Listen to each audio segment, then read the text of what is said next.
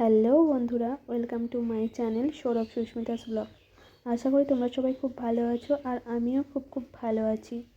তো এর আগের ভিডিওতে তো তোমরা দেখেছো যে আমি নবান্নতে আমার বাপের বাড়ি গেছিলাম। তো আজকে আমরা বাড়ি এসেছি। তো বাড়ি আসার সময় হঠাৎ শুনতে পেলাম, ফোন করেছিলেন আমার শাশুড়ি মা। তখন আমরা প্রায় হাফ রাস্তা চলেই এসেছি। তো তখন জানতে পারলাম যে ওনার শরীরটা খারাপ, গ্যাস্ট্রিকের প্রবলেম হয়। তো সে থেকেই গ্যাস হয়েছে আর মাথা ঘুরছিল। তো উনি শুয়ে আছেন। তো ভাত ওটাই জানতে চাইছিলেন যে আমরা বাড়ি যাচ্ছি কিনা। তো আমরা তো তখন বাড়ি চলেই এসেছিলাম প্রায়।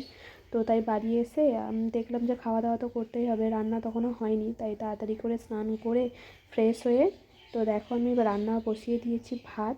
এদিকে ভাতটা কিন্তু প্রায় হয়ে এসেছে। তো বেশি কিছু রান্না করব না, ভাত ডাল বাঁধাকপি আর চিকেন হবে। তো তোমরা আস্তে আস্তে দেখতেই থাকো যে আমি কী রান্না করছি। আর চিকেনটা তো আমার হাজব্যান্ড আনতে গেছে, তো দেখা যাক ও কখন নিয়ে আসে। তো ভাতটা আমার প্রায় হয়ে গেছে, তো এখানে ভাতটা নামিয়ে নেব।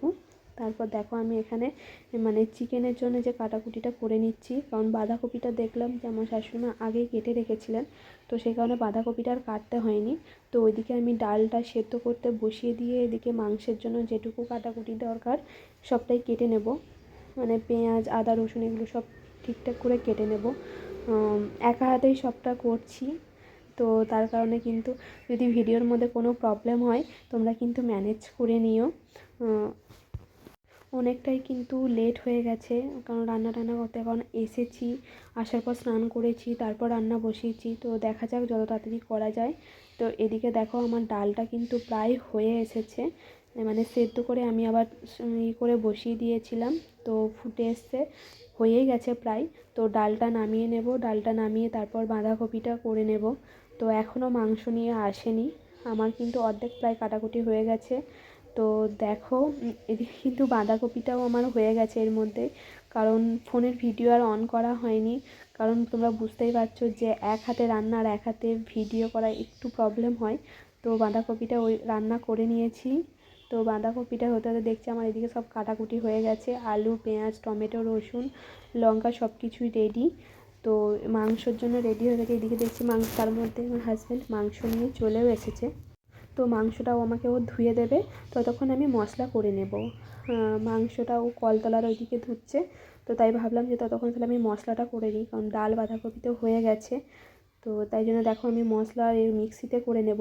তো মশলার জন্য সব কিছু রেডি করে দেখো মিক্সিতে মশলাটা তাড়াতাড়ি ঝটপট করে নিয়ে রান্নাটা ঝটপট করে করতে হবে, কারণ খাওয়া দাওয়া করতে হবে, খিদেও লেগে গেছে। তো একটা জিনিস কি, তোমরা অনেকেই আমার ভিডিও দেখছো কিন্তু সাবস্ক্রাইব করছো না, সাবস্ক্রাইব করে দিও। আর তার মধ্যে দেখো আমার মশলা রেডি হয়ে গেছে। তো এই দেখো মশলার কালারটা, তো পেস্ট কমপ্লিট। তো এদিকে এবার আমি উনুনে গ্যাসের মধ্যে আলুগুলো ভেজে নেব আগে মাংসের। তো এর মধ্যে দেখছি আমার হাজব্যান্ডের ফোনের ক্যামেরাটা ধরেছে। ততক্ষণে আমি দেখো মশলাটা কিন্তু কষানো হয়ে গেছে, এবং মশলাটা কষিয়ে দেখো চিকেন টিকেন দিয়ে নিয়েছি। তো হ্যাঁ জানি তোমাদের একটু অসুবিধা হবে, কারণ আমি সেভাবে কিছু শেয়ার করতে পারছি না। আমি টুকটাক রান্না করতে করতেই যেটুকু পারছি আমি শেয়ার করছি, কারণ ফোনটা দেখো আমি একা হাতেই ধরেছিলাম, তার সাথে রান্নাঘরটা অবস্থাটাও তোমাদের সাথে শেয়ার করে দিলাম, যে রান্না করতে করতে রান্নাঘরটার অবস্থাটা কী করেছি। সব কিছুই পরিষ্কার করতে হবে। তো দেখো মাংসটা কিন্তু হয়ে এসছে প্রায়। তো তাড়াতাড়ি করলাম, কারণ আমার হাজব্যান্ড একটু খাওয়া দাওয়া করে ব্যাংকে যাবে। তো তাড়াতাড়ি রেডি, দেখো খাওয়া দাওয়াও সবার হয়ে গেছে, ভিডিও করা হয়নি। তো এরপর আর সেরকম কোনো ভিডিও করা হয়নি। তো সন্ধে হয়ে গেছে। ভিডিওটি কেমন লাগলো অবশ্যই কিন্তু জানিও। আর রাতে সেরকম কিছু রান্না করিনি, শ্বশুরমশাই চাউমিন নিয়ে এসেছিলো বাজার থেকে, তো ওটাই ডিনার করে নিয়েছি। তো চাউমিনটাই আজকে রাতের আমাদের ডিনার। তো এটা আমি আর আমার হাজব্যান্ড মিলে খাবো। তো তো আজকের ভিডিওটি ভালো লাগলে অবশ্যই লাইক কমেন্ট আর শেয়ার করে দিও।